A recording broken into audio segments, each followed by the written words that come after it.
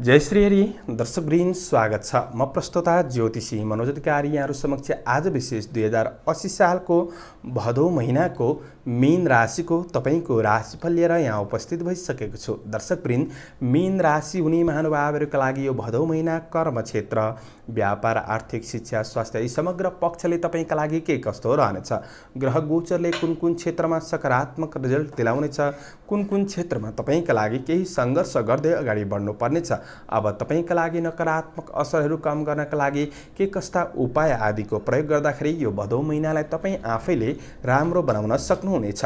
उपाय समेत हामीले दिएका छौं। अब कुनै लामो दूरीको यात्रा गर्दै हुन्छ, कुनै शुभ कार्यको थालनी गर्दै हुन्छ, कुन दिनमा शुभ कार्यको थालनी गर्ने, के कस्ता अंक रंग आदिको प्रयोग गर्दाखेरि तपाईका लागि राम्रो हुनेछ, यी समग्र पक्षलाई समेटेर हामी राशिफल मार्फत चर्चा गर्ने नै छौं। दर्शकवृन्द, यस्तै जानकारीमूलक भिडियो हेर्नका लागि हाम्रो कुण्डली दर्पण अनलाइन टिभीलाई सब्स्क्राइब गर्नुहोला। भिडियो हेर्दै गर्दा राम्रो लाग्छ भने अरूलाई शेयर गरेर हामीलाई हौसला प्रदान गर्न सक्नुहुनेछ। ढिला नगरिकन प्रवेश गरौं यो 2080 सालको भदौ महिनाको मीन राशिको तपाईको राशिफल तर्फ। मीन राशि हुने जति पनि महानुभावहरु हुनुहुन्छ उहाँहरुका लागि यो 2080 सालको भदौ महिनाको ग्रह गोचरका साथमा राशिफल तर्फ हेर्दै गर्दा तपाईका लागि यो महिना ग्रह गोचरको प्रभाव सकारात्मक रहेको छ। त्यसैले यो महिना तपाईले सकारात्मक लाभ प्राप्त गर्न सक्ने महिना बन्दिनेछ भने विशेष सूर्यको गोचर प्रभाव तपाईको राशिबाट 6औं भावमा रहनेछ भने बुधको गोचर प्रभाव पनि 6औं भावमा रहनेछ। अब शुक्रको गोचर प्रभाव तपाईको राशिबाट 5औं भावमा रहनेछ भने मंगलको गोचर प्रभाव चाहिँ 7औं भावमा रहनेछ। तपाईका लागि यो महिना विशेष शुक्र र सूर्य ग्रहको गोचर प्रभाव सकारात्मक रहनेछन्। तपाई कुनै सरकारी नोकरीजन्य काम कार्यको क्षेत्रमा हुनुहुन्छ त्यस्ता क्षेत्रहरूबाट चाहिँ विशेष लाभ प्राप्त गर्न सक्ने महिना बन्दिनेछ। अर्को राम्रो पक्ष भनेको चाहिँ यो महिना तपाई कुनै जब जागिरका लागि प्रयास गर्दै हुनुहुन्थ्यो भने कतै जब जागिरको क्षेत्रमा प्रवेश गर्न सकिने महिना पनि बन्दिन सक्ने देखिन्छ भने आफ्नो काम कार्यको सिलसिलामा केही राम्रा व्यक्तिहरूसँग नजिक भएर अगाडि बढ्ने अवसर प्राप्त गर्न सक्ने महिना बन्नेछ र अब तपाईले यो महिना विशेष नयाँ नयाँ अवसरहरू पहिचान गर्दै अगाडि बढ्न सक्ने योग पनि बनाइरहेको अवस्था देखिएको छ। धातु तामा आदिको क्षेत्रमा कुनै पनि कार्यको क्षेत्रमा हुनुहुन्छ भने त्यस्ता क्षेत्रहरूबाट पनि विशेष लाभ प्राप्त गर्न सक्ने महिना रहेको छ भने मिडिया मनोरञ्जन आदिको क्षेत्रमा आबद्ध रहेर काम कार्य गर्दै हुनुहुन्छ त्यस्ता क्षेत्रहरूबाट पनि तपाईले विशेष लाभ प्राप्त गर्न सक्ने महिना रहेको छ। अब यो महिना विशेष प्राविधिक क्षेत्रका काम कार्यको पक्ष र तपाईको व्यवसायिक क्षेत्रमा चाहिँ केही बाधा विघ्न समस्याहरू आइपर्न सक्ने योग रहेको छ। त्यस्ता कुराहरूमा चाहिँ तपाईले बढी संघर्ष गर्दै अगाडि बढ्नुपर्ने महिना देखिएको छ भने अब समग्रतामा तपाईका लागि यो महिना कार्यक्षेत्र के कस्तो रहनेछ त? तपाईको कार्य दृष्टिले यो महिना सबल र शुभ समय रहनेछ। विशिष्ट व्यक्तित्वहरूबाट तपाईले आफ्नो काम कार्यको क्षेत्रमा साथ सहयोग प्राप्त गर्न सक्ने महिना रहेको छ भने विशेष अन्न वस्त्र आदिको लाभ प्राप्त गर्न सक्ने महिना पनि रहनेछ। प्रशासनिक काम कार्यको क्षेत्रमा हुनुहुन्छ त्यस्ता क्षेत्रहरूबाट पनि तपाईले विशेष लाभ प्राप्त गर्न सक्ने महिना रहनेछ। धेरै समयदेखि तपाई कुनै मुद्दा मामिला वाद विवादित कुराहरूमा फस्नु भएको छ भने त्यस्ता कुराहरूमा पनि तपाईले सफलता प्राप्त गर्न सक्ने समय रहेको छ। मुद्दा मामिला आदिका कुराहरूबाट पनि छुटकारा प्राप्त गर्न सक्ने महिना रहेको छ भने विदेशमा रहेर काम कार्य गर्दै हुनुहुन्छ वैदेशिक क्षेत्रका काम कार्यबाट पनि लाभ प्राप्त गर्न सक्ने महिना रहनेछ। यो महिना किनभने आफैमा कामप्रति हिम्मत जोश जागर पराक्रम बढ्न सक्ने महिना रहनेछ भने आफूभित्र रहेको कुनै पनि क्षमताको तपाईले सही सदुपयोग गर्दै अगाडि बढ्न सक्ने महिना पनि रहनेछ। कृषि पशुधन आदिको क्षेत्रबाट पनि राम्रै प्रतिफल प्राप्त गर्न सक्ने समय रहनेछ भने राजनीति क्षेत्रमा लागेकाहरूका लागि विशेष जिम्मेवारीहरूलाई पूरा गर्दै अगाडि बढ्न सक्ने महिना रहेको छ। अब यो महिना राम्रो बनाउनका लागि आध्यात्मिक आस्थाका साथ अगाडि बढ्दा तपाईले अझ राम्रो प्रतिफल पनि प्राप्त गर्न सक्नुहुनेछ। सामाजिक काम कार्यको क्षेत्रमा उत्तिकै सक्रियतापन पनि बढ्न सक्ने योग रहेको छ भने विशेष प्रतिस्पर्धात्मक क्षेत्रमा तपाईले सफलता विजय हासिल गर्न सक्ने महिना रहेको छ। शत्रु पक्षलाई पराजित गरेर अगाडि बढ्न सक्ने वा शत्रुले पनि तपाईलाई हात मिलाउन सक्ने महिना रहनेछ भने अब कार्यसिद्धिको योग रहेका हुँदाखेरि सामान्य चुनौती सामान्य सङ्घर्षका बावजुद तपाईँले यो महिना आँटेको काममा सफलता प्राप्त गर्न सक्ने, सोचे आँटेका काम कार्यहरूलाई अगाडि बढाउन सक्ने, तपाईँका योजनाहरू द्रुत गतिमा अगाडि बढ्न सक्ने योग पनि रहेको छ।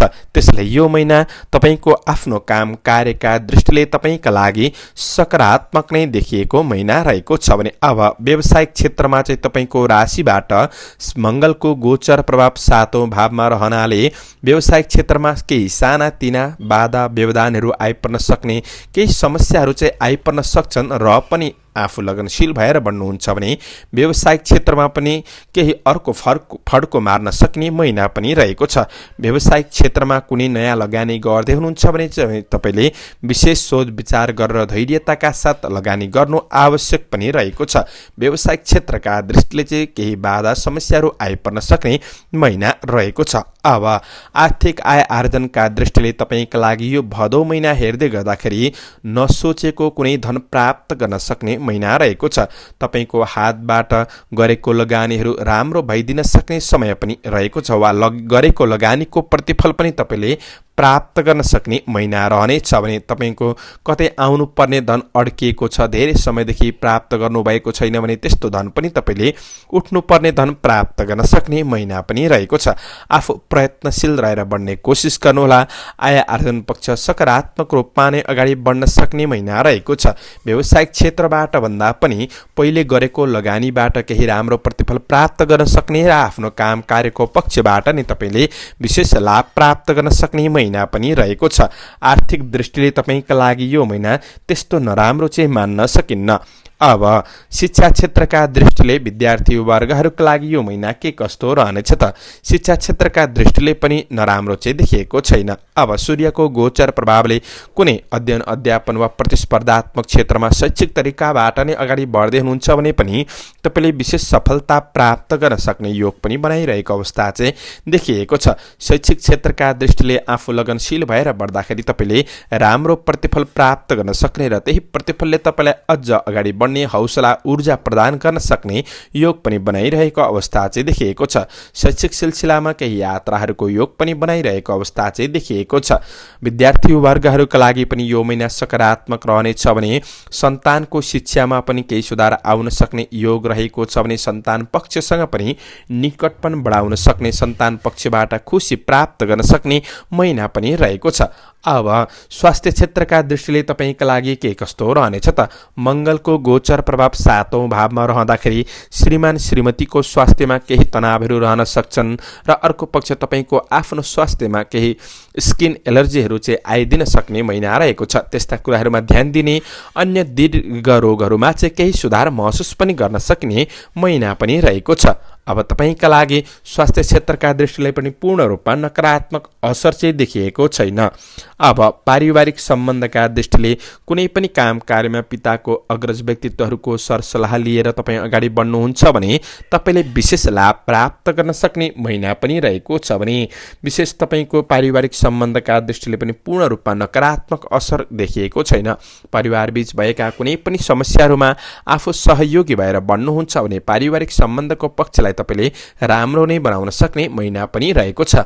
अब प्रेम र वैवाहिक सम्बन्धका दृष्टिले शुक्रको गोचर प्रभाव 5औं भावमा बिछोडिएको प्रेम सम्बन्धमा सुधार आउन सक्ने, नजिकपन बढाउन सक्ने समय रहेको छ। एक अर्कामा वार्तालापका साथ अगाडि बढ्न सक्ने, भावनात्मक कुराहरू सेयर गर्दै बढ्न सक्ने समय रहेको छ। प्रेम सम्बन्धका दृष्टिले पूर्ण रूपमा नकारात्मक असर देखिएको छैन। अब सम्बन्धको कुरामा समस्या चाहिँ कहाँ छ भन्दाखेरि मङ्गलको गोचर प्रभावले विशेष श्रीमान श्रीमतीको सम्बन्धमा चाहिँ केही दरार उत्पन्न गर्न सक्ने महिना रहेको छ। श्रीमान श्रीमतीले एकअर्काको भावना बुझेर सहयोगी भएर रिस आवेगहरूलाई कन्ट्रोल गर्दै अगाडि बढ्नुपर्ने समय देखिएको छ।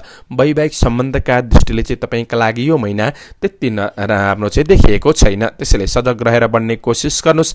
अब यात्राका लागि चाहिँ मैले भने शैक्षिक क्षेत्रका यात्राहरू हुन सक्ने योग रहेको छ भने लामो दूरीको यात्राका कुनै कुराहरू ठप्प छन् भने वैदेशिक यात्राका कुराहरूलाई पनि क्रमशः अगाडि बढाउन सक्ने योग पनि बनाइरहेको अवस्था चाहिँ देखिएको छ।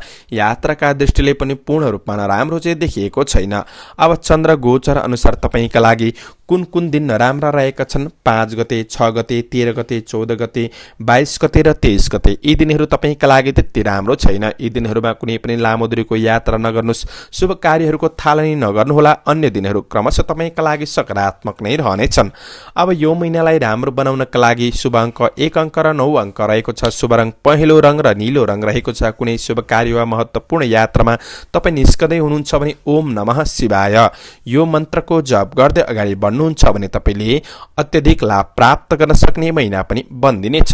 यो भदौ महिना तपाईँको राम्रो बितोस्, राम्रो बन्न सकोस्।